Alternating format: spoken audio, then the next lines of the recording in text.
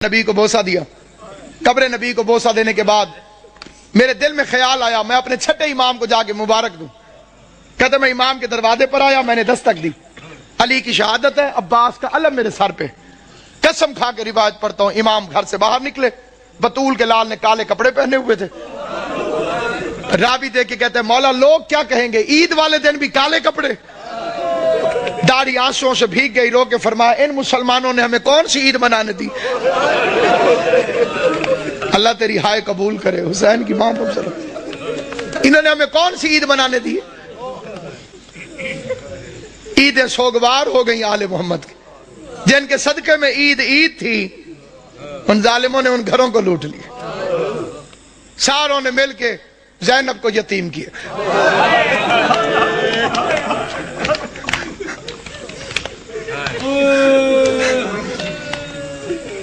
شریف امام. تو بعد میں پتا چلا ایک گھر سے رونے کی آواز آئی, حسن حسین اس گھر کے اندر چلے گئے. علی کی شہادت کے بعد دیکھا ایک اندھا بیٹھا ہوا ہے, نہ ہاتھ ہے نہ پاؤں. حسن پوچھتے ہیں بھوک لگی ہے, کہتے لگی ہے لیکن رویا اس لیے نہیں. حسین پوچھتے ہیں پیاس لگی ہے, کہتے بہت لگی ہے لیکن رویا اس لیے نہیں. حسن حسین پوچھتے ہیں پھر رونے کی وجہ, کہتے اللہ کرے وہ خیریت سے ہو. حسنین پوچھتے ہیں کون, کہتے ایک مزدور تھا جو روز کوفے سے میرے لیے کھانا لے کر آتا تھا, مجھے اپنے ہاتھوں سے کھانا کھلا کے چلا جاتا تھا. 19 رمضان سے وہ میرے پاس آیا نہیں.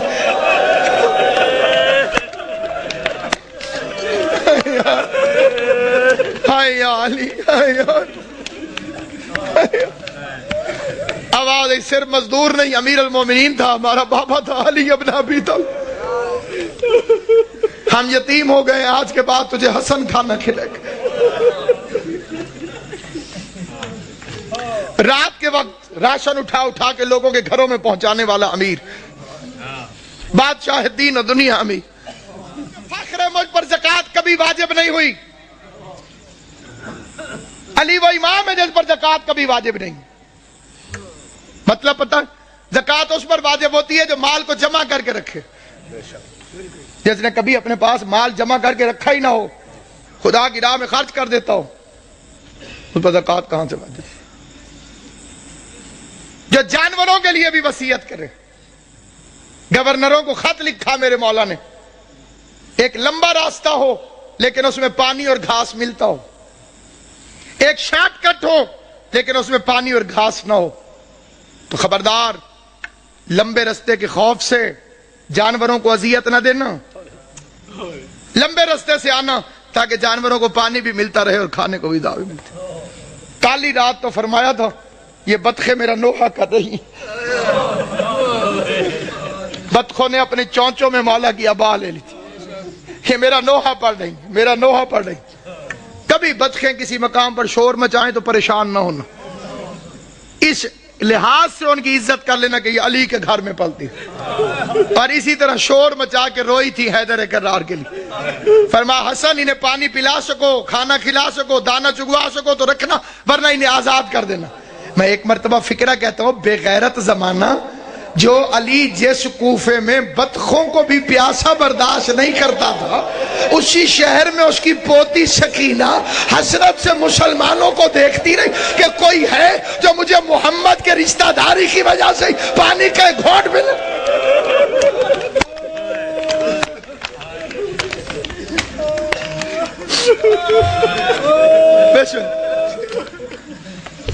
ابھی تو امیر کی بیٹی ہے علی کی بیٹی,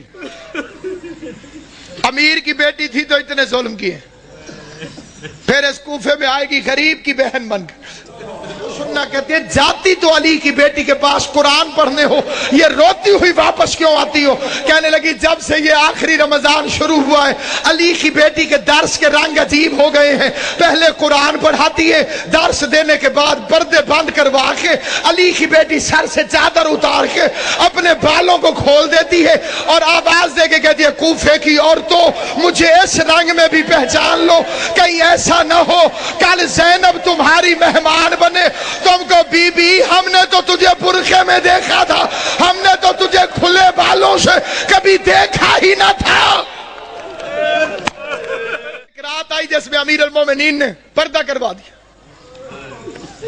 بڑی غربت کی لمبی داستان ہے. علی جیسا شریف باپ، زینب جیسی باحیا بیٹی بازار میں لے کے چل پڑا. میرا مولا مشکل کشا. زینب یہ کچہری ہے، یہ دارالامارہ ہے، یہ بازار کناسہ ہے. میں نے پڑھ لیا، تم نے سن لیا. زینب کی کمر جھک گئی، رو کے آواز دی، بابا بازار کچہریاں بیٹوں کو دکھائی جاتی، میں تیری بیٹی ہوں، مجھے کیوں دکھاتا ہے؟ آواز ہے، ایک وقت آئے گا میرے بیٹے مارے جائیں گے. جزاک اللہ. میرے بیٹے مارے جائیں گے، تجھے درباروں میں آنا ہوگا.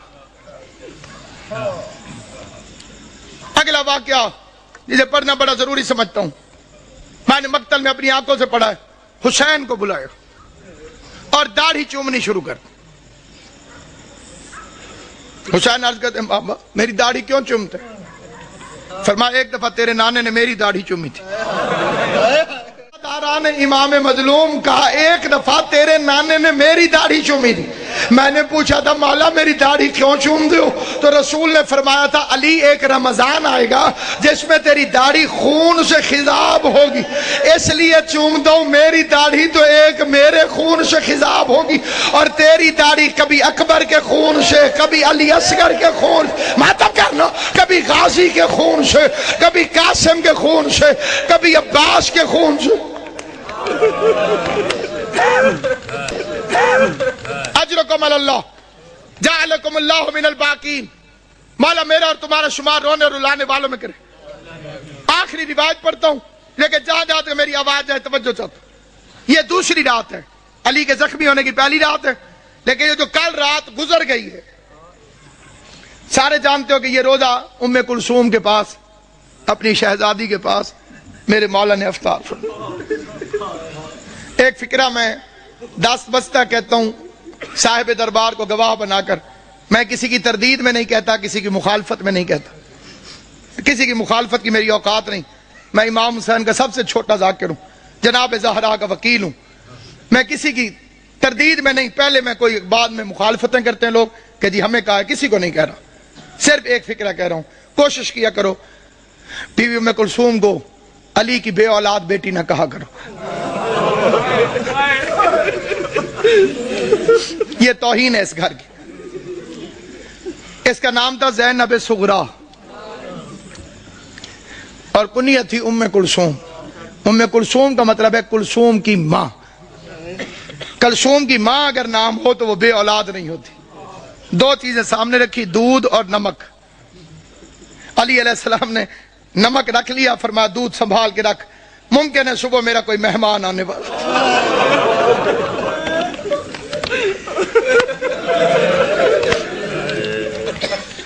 ممکن ہے صبح میرا کوئی مہمان، انہیں شربت پلانا پڑے. ہائے کر لو گے جو تمہاری اپنی مرضی ہے. میں بڑا رویا تھا جب میں نے یہ روایت پڑھی تھی. ساری اولاد کھڑی تھی علی کی. جب زخمی ہوا نا میرا مولا، ساری اولاد کھڑی تھی. ایک ایک کا چہرہ دیکھتے دیکھتے علی کی نظر عباس پہ رکی. عباس میرے قاتل کو شربت پلاؤ.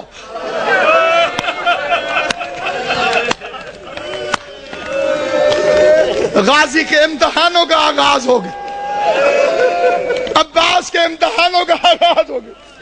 میں کائنات قربان کروں. سوچ سکتے ہو جب غازی گھر گیا ہوگا کہ بہن زینب مجھے شربت بنا کے دے، زینب نے پوچھا ہوگا کس سے پلانا ہے، عباس کی آواز آئی ہوگی بابا کا قاتل پیاسا ہے، بابا نے مجھے حکم دیا ہے. عباس اپنے ہاتھوں سے ہائے کریم، ہائے کریم. کل کی رات کی ایک روایت پڑھتا ہوں جو کل کی رات گزری ہے جب امن تھا علی کی بیٹیوں کے گھر. آج کا دن تو بڑا بے چینی سے گزرا ہے. تم نے افطار کیا ہے، سحری کا انتظار کر رہے ہو.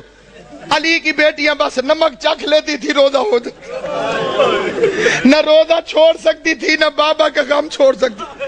فکرہ پڑھتا ہوں میں، فکرہ لے کے فکرے پر کوشش کرنا کہ تمہارے آنسو آ جائیں. آنسو نہ آئے تو ہائے ضرور کرنا. بھائی عمران شاہ جی میں نے مقتل میں پڑھا ہے سارا دن برقعے کے اندر، پردے کے پیچھے. اب اپنے گھر میں باپ کو چھپ چھپ کے دیکھتی رہی. کوئی تو سمجھے گا میرا فکرہ. سارا دن بی بی زینب برقعے کے اندر پردے کے پیچھے, گھر کے اندر برقعے کے اندر پردے کے پیچھے, برقعے کے اندر پردے کے پیچھے. کبھی کبھی عباس سے پوچھ لیتی تھی, بچ تو جائے گا میرا بابا, بچ تو جائے گا.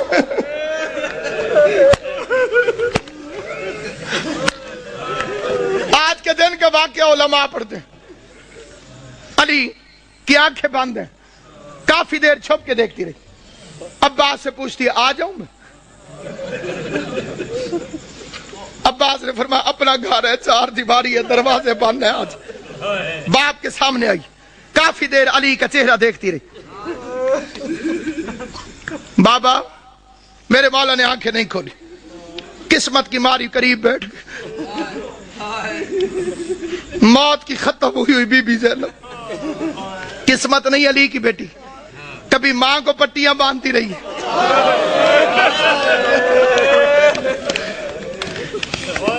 باپ کا زخمی سر میری شہزادی نے اپنی جھولی میں رکھو.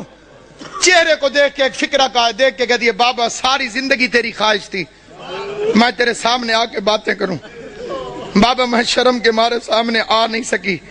بابا پردیس میں مجھے جدائی نظر آ رہی ہے, آنکھیں کھول, میری خواہش ہے مجھ سے کچھ باتیں کر. بابا آج میرا دل کرتا ہے, آنکھیں کھول, آنکھیں کھول. علی نے آنکھیں کھول کے جو فکرہ کہا ہے وہ فکرہ سنو گے. آنکھیں کھول کے کہو, میری لائق بچی, میری ایک آخری خواہش ہے, پوری کرے گی. آواز دارین کا والی, بابا تو حکم کر, زینب کی جان واری تجھ پر. آواز زینب, ایک دفعہ مجھے صرف چل کے دکھا دے, تو چلتی کیسے؟ ادھر بی بی زینب نے چلنا شروع کیا.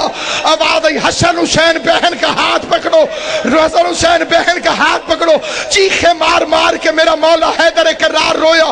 علی کے قریب آ کے حسن کہتے, بابا چیخے مار کے کیوں روتے ہو؟ آواز روتا اس لیے ہوں جو علی جیسے باپ کے سامنے اپنے گھر کے اندر نہیں چل سکتی.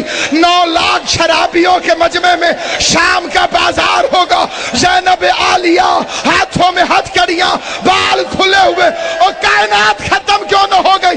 بے غیرت شراب پی رہے تھے, ڈھول بجانے والے ڈھول بجا رہے تھے. آواز آتی تھی, تماشا دیکھو حیدر کرار کی بیٹیاں.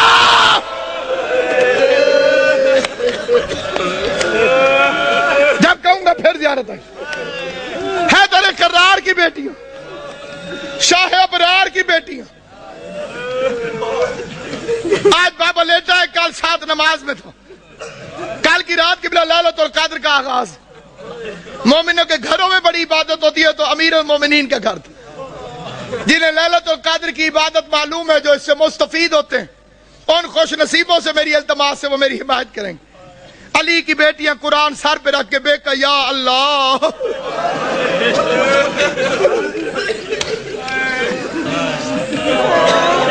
ہائے علی, ہائے علی,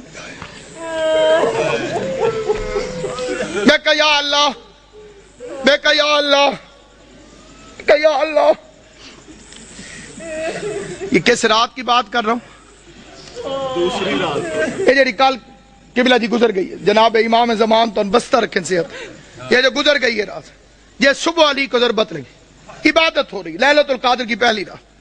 اچانک علی کے دروازے پہ گھوڑوں کی ٹاپوں اور اسلحے کی جھنکار کی آواز آئی. گھوڑا چلے تو ٹاپوں کی آواز آتی ہے, تلوار نکلے تو آواز ہوتی ہے. آواز سننے کے بعد عباس نے مسلح چھوڑا. بجلی کی رفتار سے غازی دروازے تک پہنچا تھا. علی کی آواز, عباس ٹھہر جاؤ. میں نے یہ 2 سال پہلے فکرہ پڑھا تھا لاہور میں. ایک سید نے ایک لفظ کہا تھا, وہ یہیں لکھا گیا. وہ بیچ میں سے کھڑا ہو گیا, اس نے کہا, علامہ صاحب علی بھی عباس کو روکتا رہا.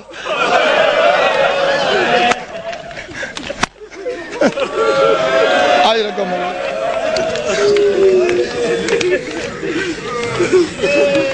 علی بھی عباس کو روک دو. غازی کو روک کر میرا مولا باہر نکلا. جیسے میرے مولا نے دروازہ کھولا, کیا دیکھتے ہیں؟ 4 گھوڑے سوار کھڑے. انہوں نے نقابیں کی ہوئی ہیں, ان کے ہاتھوں میں ننگی تلواریں, اور وہ گھوڑے پر بیٹھے ہوئے. ایک ہاتھ سے گھوڑے کی رکابیں پکڑی ہوئی, دوسرے ہاتھ میں تلواریں علم بنائی ہوئی, اور چہرے پہ نقاب. علی نے فرمایا, کون؟ انہوں نے پھرتی سے زین چھوڑی، تلواریں نیاموں میں ڈالی، علی کے قدموں پہ ہاتھ رکھا، کسی نے ہاتھ چومو، کسی نے پاؤں چومے۔ پہلے کی آواز مولا میں عبداللہ ابن عفیف علی کا صحابی تھا، دوسرے کی آواز مولا میں حذیفہ یمانی، تیسرے کی آواز مولا میں ابراہیم ابن مالک اشتر۔ علی فرماتے ہیں آرام اور عبادت چھوڑ کر آدھی رات کو میرے دروازے پہ کیا کر رہے ہو؟ آرام اور عبادت چھوڑ کر آدھی رات کو میرے دروازے پر کیا کر رہے ہو؟ یہ اگلا فکرہ یاد رکھنا، علی کی شہادت میں تمہیں ہمیشہ یاد رہے گا۔ عبداللہ ابن عفیف مولا کا صحابی، وہ کہتا ہے مولا جب سے یہ رمضان شروع ہوا ہے تیری تقریروں سے ڈر لگ رہا۔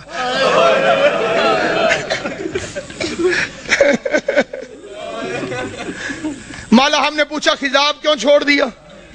آپ نے فرمایا اب یہ داڑھی خون سے خضاب ہو۔ مولا آپ نے ممبر سے پوچھا آج رمضان کی کیا تاریخ ہے؟ ہم نے کہا مولا 18 ہو گئی۔ آپ نے فرمایا زیادہ دن گزر گئے، تھوڑے رہ گئے۔ مولا امام حسن کو وصیت کیوں لکھوائی؟ مولا ہم نے تہیہ کیا ہے کہ امام زمانہ کی جان کو خطرہ ہو، ہم پہ آرام حرام ہے۔ مولا تو گھر میں رہے، ہم پہرا دیں۔ مولا تو مسجد میں رہے، ہم پہرا دیں۔ کس کی مجال ہمارے جیسے نوکروں کے ہوتے ہوئے کوئی ہمارے مولا تک پہنچے؟ علی نے چاروں کو پیار کر کے کہا اللہ تمہیں جزائے خیر دے، تم اپنے امام سے غافل نہیں ہو، تم نے اپنے امام سے پیار کیا، لیکن میرا حکم یہ ہے کہ گھروں میں چلے جاؤ اور مجھے خدا پہ چھوڑو۔ جب حکم کا لفظ آیا تو حذیفہ کہتے ہیں ہمارا بدن کانپنے لگا، ہم سمجھ گئے کہ اب رکنا حرام ہے کیونکہ علی نے حکم دیا ہے۔ حذیفہ کہتے ہیں ہم نہ چاہتے ہوئے روتے روتے پیچھے ہٹنے لگے، علی کے چہرے کو دیکھتے رہے۔ وہ کہتے ہیں میں علی کو دیکھتا تھا، روتا تھا۔ علی کا ہاتھ کہتے ہیں قیامت تک مجھے نہیں بھولے گا، جب علی نے خدا حافظ کہنے کے لیے، الوداع کہنے کے لیے اپنا ہاتھ اٹھایا، ہمیں خدا حافظ کہا۔ حذیفہ کہتا ہے میں اپنے گھر میں آیا، میں نے اپنی تلوار کو زمین پہ پھینکا، میں زمین پر بیٹھ کر پچھاڑے کھا کے رونے لگا۔ میرے رونے کی آواز سن کر میری بیوی قریب آئی، قریب آ کے کہتی ہے حذیفہ ہوش کر، تو علی کا سپاہی ہے، کیا علی کے سپاہی بھی روتے ہوئے اچھے لگتے؟ کہتے بیوی روؤں نہ تو کیا کروں، زمانہ دشمن ہے، علی نے وصیت لکھوا دی ہے، میں پہرا دینے گیا تھا، علی نے خدمت قبول نہیں کی، علی نے نوکری قبول نہیں کی، علی نے حکم دیا گھروں کو چلے جاؤ۔ حذیفہ کہتا ہے روتے روتے میری آنکھ لگ گئی، میں تھوڑی دیر سویا تھا کہ میری بیوی نے میرے کندھے پہ ہاتھ رکھا، جھنجھوڑ کے کہتی حذیفہ جاگ، سن یہ شور کیسا؟ حذیفہ کہتا اب جو میں نے سنا تو آواز آ رہی تھی قد قتل امیر المومنین، لوگوں امیر مارا گیا، زینب و کلثوم یتیم، ماتم علی۔